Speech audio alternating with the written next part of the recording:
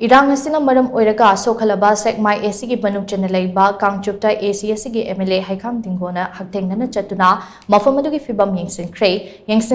adugi sarugam oina Kangchup chingkhong da hangba relief camp ta leiriba IDP sing amati relief camp tagi ming kakraba singa punna phaminaduna MLA Heikham Dingo na wari sanaki khongchet aduga mari leinana MLA Heikham Dingo na hai Asina Maram Oiraga Imphal West district ki oina khwaidgi chauna Shokhallaba asi Sekmai AC ni ACSG manung channa Kangchup leiba mayumda hanjinba yadriba khunja sing asigidama kari tauba yabagi haibadu kupna yengsili hiramasigi matangda Imphal West district ki DC gasu pau faunade amaromda ACSC da tangdu leitaba hanjilaknaba paikhatpa khongthang singgi sarukama oina permanent outpost kaya Tairen pokpidagi Kanglatombi fauba thambagi tangai fadaba leire adumoinamak hojiki oinadi ahanbada Kangchupta outpost ama hangba haibasi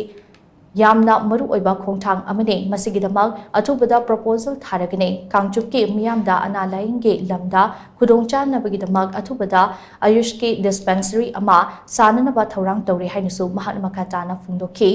MLA ki khongchet aduda Lamsang police station ki OC amade CRPF ki personal kyasu sarukyakhi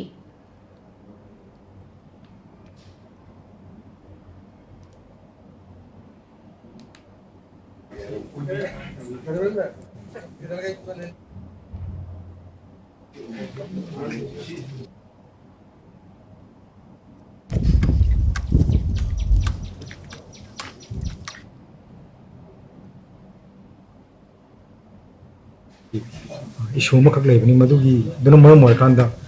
leiba khoigi imaibel sing imeroina lejai imaibel sing sida yamna awaba ma mayok na ba duga leiba ground situation haitare adusu hojiki loina security ma'am loina security tawramina hojik se khatang chu irang che lakchalak pasina maram oirkanda khoigi yumda mu hanjanba ya namabagi haitare adugi inspection ni aduna maroina sisu oiba aduga loina leiba Kangchup si hanadaisu kaino oina leibani sidaida khoi ISK hospital amasu khoi prajamam gi welfare gi damta ISK hospital amasu khoina thamnana ba haidana adugi inspection su matang chari ngai sidaida khoi balak sabni na maroina khoi DC ke loi phongna rakanda image singi awa si khoi kokna ba haidana khoi already wari sana bu su lai khoi state force laina na bagi ari hana red zone ni namna kaino oibani na vulnerable jaga oibani sidaida